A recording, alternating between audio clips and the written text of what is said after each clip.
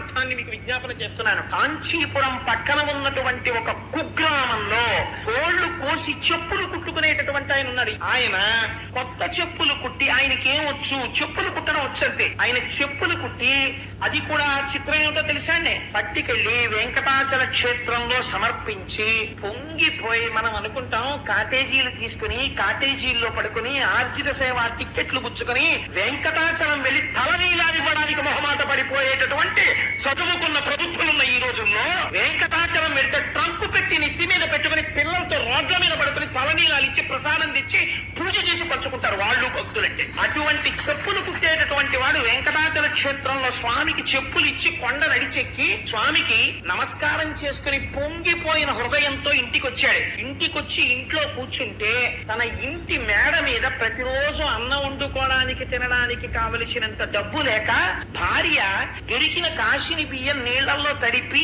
ఎండబెట్టి పిండి చేస్తుంది. ఆ పిండి ముద్దలన్నా చేసుకుంటారు, సంకట అంటారు, సంకటన్నా చేసుకుంటారు, అట్టు ముక్కలు పోసుకు తింటారు వాళ్ళు. దానికోసం పిండి ఆరబోసింది. భార్య పిండి తీద్దామని మేడెక్కింది. ఆ పైకెక్కి చూసింది. మేడంటే వాళ్ళకి మేడ ఉంటుందా, ఆ ఉన్నటువంటి పాక మీద బట్ట లాంటిది వేసి చిన్న మంచం మీద ఆ పిండి పోసింది, కుక్కలు అవి వచ్చి తినేయకుండా. ఆవిడ మళ్ళీ వెళ్ళి ఆ పిండి తీద్దాం అనుకుంది. ఆ పిండి మీద ఒక పాదం కనపడింది ఆవిడకి. రేఖా మజధ్వజ సుధాక లసాత పత్ర వజ్రాంకుశాంబురుహ కల్పక శంకచక్రై కవ్యైరలంకృత తలౌ పరతత్త చిన్నై శ్రీ వెంకటేశ చరణౌ శరణం ప్రపద్యే. పద్మరేఖ, శంఖరేఖ, చక్రరేఖ, అంకుశము, అమృతపాత్ర వీటన్నింటితో కలిసి వెలిగిపోతున్న పాదముద్ర ఒకటే ఆ పిండి మీద కనపడి ఆవిడ చూసి ఆ పాదముద్ర చూసి పొంగిపోయి ఏమిటి పాదముద్ర అని భర్తకి చెప్పింది. ఆయన వచ్చి చూసి ఈ ముద్ర చూస్తుంటేనే అవ్యాజమైన ఆనందం వస్తోంది. పెద్దలు పంతులు గారిని ఎవరినన్నా తీసుకొస్తానని తీసుకొచ్చి చూపించాడు. తీసుకొస్తే ఆయన చూసి అయ్య బాబోయ్ ఇది వెంకటేశ్వరుడి పాదం రా అన్నాడు. వెంకటేశ్వరుడి పాదం పిండి మీద పెడితే ఆయన ఏం చేశాడో తెలుసా అండి, నాకేమొచ్చు, నా స్వామికి వచ్చి చెప్పిస్తాను. నా స్వామి కాలి సైజు తెలిసింది. మొన్న ఇంత చెప్పులే పట్టుకెళ్ళా, ఈ సైజుకి సరిపడ చెప్పు చెప్పుతానని ఒక తోలు పట్టుకొచ్చి తాను చెప్పులమ్ముకు బ్రతకవలసిన వాడు ఉన్న తోలు దాని మీద పెట్టి పోషించాడు.